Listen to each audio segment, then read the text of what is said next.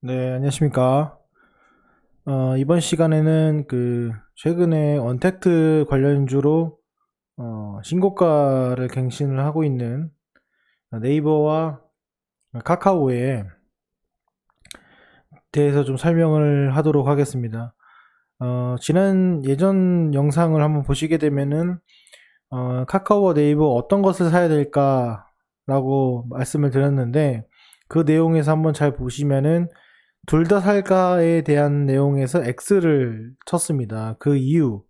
그러니까 이번 시간에 네이버와 카카오를 모두 사면 안 되는 이유에 대해서 좀 설명을 드리고자 합니다. 운용사의 그 공부를 하시거나 아니면은 자금을 운용해 보신 분들은 잘 알겠지만은 그 이유는 불보듯 뻔하죠. 그 이유는 제가 왜 그런지에 대해서 설명을 좀 드리려고 하는 거고, 지금 보시는 그림은 맨 위가 카카오, 이게 카카오입니다. 카카오, 그리고 여기가 네이버, 그리고 코스피 200 지수입니다. 잘 보시면은 요, 요 부분이죠. 요 부분. 그죠? 요 부분에는 어떻게 보면 이렇게 동행하는 그런 흐름을 보이고 있는데, 실제로 이 종가상으로 보면은 좀 다른 흐름을 또 보여주고 있습니다. 그렇고 이 1월 달부터 현재까지의 흐름과 또 이 과거가 있죠. 2019년 도의 흐름을 우리가 한번 비교를 해보자. 비교를 해봤을 때 과연 그 2020년도와 19년도의 차이는 무엇이고 거기에 따라서 어떻게 도출될 것인가에 대한 내용을 좀 설명드리고자 합니다. 우선 결론적인 이 엑셀표는 이렇습니다. 이렇게 한번 보시면 되고, 그쵸? 이렇게 보시면 되고, 자, 여기서 이 내용을 보시면은, 결과적으로는 그 상관관계거든요. 그죠? 자, 네이버와 카카오의 상관관계를 보면은, 2020년 1월부터 지금까지 0.87의 상관관계가 있습니다. 이게 무슨 말이냐면, 내가 10% 오르면 카카오도 10% 오른다 이러면은 상관관계가 1입니다. 그러니까 무슨 말이냐면 상관관계가 전혀 없다. 그러면 마이너스 1이 최대값이고 상관이 유사하다. 그렇다면 1이 최대값입니다. 이 0.87이라는 거는 네이버를 사나 카카오를 사나 똑같다는 결과를 나타낸다는 뜻이고요. 자, 그리고 이거를 2019년부터 지금까지로 돌려봐도 이 네이버와 카카오의 상관관계는 0.86으로 거의 차이가 나지 않습니다. 이거는 글로벌 이슈가 있기 전, 그러니까 언택트의 이슈가 있는 다음 후나 있기 전과 전혀 다른 게 없다는 걸 여기서 확인을 할 수가 있습니다. 그쵸? 그리고 두 번째로, 그럼 카카오와 종합주가지수의 상관관계는 어떤가? 0.39입니다. 그러니까 상관관계가 있긴 있지만 이 네이버 카카오끼리만큼 엄청난 상관관계는 있진 않다. 그거죠. 그런데 이걸 2019년부터 봤을 때는 마이너스대로 떨어집니다. 이거는 상관관계가 그렇게 있지는 않다. 있을 때도 있고 없을 때도 있다. 이런 내용으로 보시면 됩니다. 그런데 지금 네이버와 종합주가지수를 비교해보면 카카오보다는 네이버가 종합주가지수와 더욱더 유사하게 연동되는 것을 확인할 수가 있습니다. 그런데 2019년도부터 최근까지를 비교를 해보면 그 상관관계는 카카오와 비슷한 추세를 나타내고 있습니다. 이건 무슨 말이냐면, 자, 현 시점에서 네이버와 카카오를 사는 거의 의미는 네이버가 망하거나 카카오가 뭐 망해서, 아니면 네이버나 카카오가 뭐 유상증자나 전환사채나 이런 악재들이 나오면서 생기는 리스크를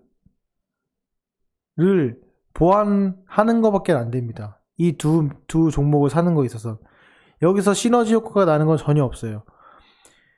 네이버, 카카오가 동일하게 연동되면서 움직이고 있고, 그 연동된 움직임은 어차피 네이버와 카카오가 종합주가지수의 평균값을 반반으로 투자를 한다고 했을 때 평균값으로 0.5 정도 연동성이 있기 때문에 결과적으로는 내가 네이버를 사고 종합주가지수 사는 거와 카카오를 사고 종합주가지수를 인덱스 펀드를 인덱스 ETF를 사는 거와 크게 다른 게 없다는 거죠. 자, 거꾸로 얘기하면 네이버를 사는 것과 인덱스 레버리지를 사는 것과 네이버와 카카오를 사는 거에 별반 큰 차이가 없다는 거예요.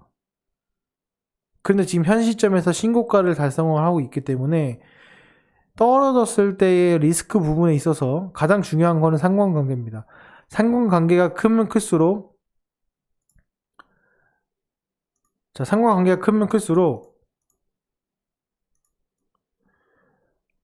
얘가 올랐다가 내렸다 하면은 이게 네이버면 카카오는 똑같이 올라갔다 내렸다 합니다.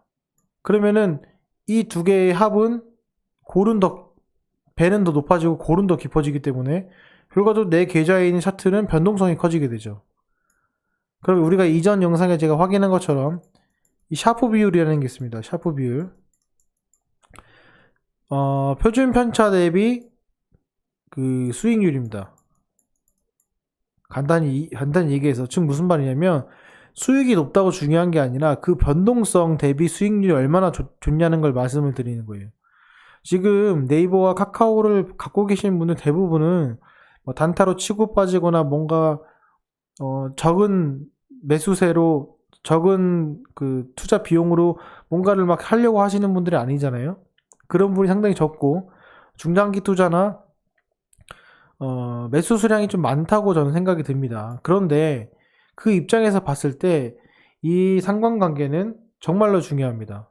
예를 들면 비슷한 사례로 있으면 지금은 아니지만 다시 아시아나항공이 있고 대한항공이 있습니다. 그리고 S-오일이 있어요. 요거를 보실 때 내가 아시아나랑 대한항공을 사느냐 아니면 아시아나와 S-오일을 사느냐 거기에 선택의 기로를 섭니다. 근데 결과적으로는 리스크 대비 수익률을 봤을 때 아시아나와 S-오일을 사는 것이 아시아나와 대한항공을 사는 것보다 훨씬 더 초과 수익률을 달성한다는 내용이 미래셋에서 내용도 나와 있고 제가 이전의 영상들 상관관계를 꼭 알아보자라고 하는 내용에 대해서도 나타나고 있습니다. 그래서 제가 말씀드리고 싶은 내용은 네이버를 사든 카카오를 사든 둘 중에 하나가 사는 것이 낫고 두 개 다 사는 것은 제가 생각할 때는 좋지 못한 투자 방법이다 이렇게 설명을 드릴 수 있고 거기에 대한 근거는 네이버와 카카오는 글로벌 이슈가 있기 전과 있은 다음에 이 두 개의 상관관계는 동일합니다. 그리고 종합주가지수와 카카오의 관계는 상관관계가 평범한 상태에서는 크게 작용하지 않고 글로벌 이슈가 있던 언택트가 연관됐던 이 포지션에서도 상관관계가 어느 정도 있음을 확인했습니다. 즉 내가 만약에 매매를 하게 된다면 내가 만약에 코덱 인덱스 펀드 인덱스 ETF 아니면 레버리지를 매수하게 된다면 네이버보다는 카카오로 들어가서 이 상관관계가 낮은 0.39로 포지셔닝을 잡으시는 게 좋고 만약에 내가 네이버를 매수하게 된다 그러면 카카오를 매수하는 것도 좋은 판단이 아니고 종합주가지수 ETF를 사는 것도 좋은 판단은 아닙니다.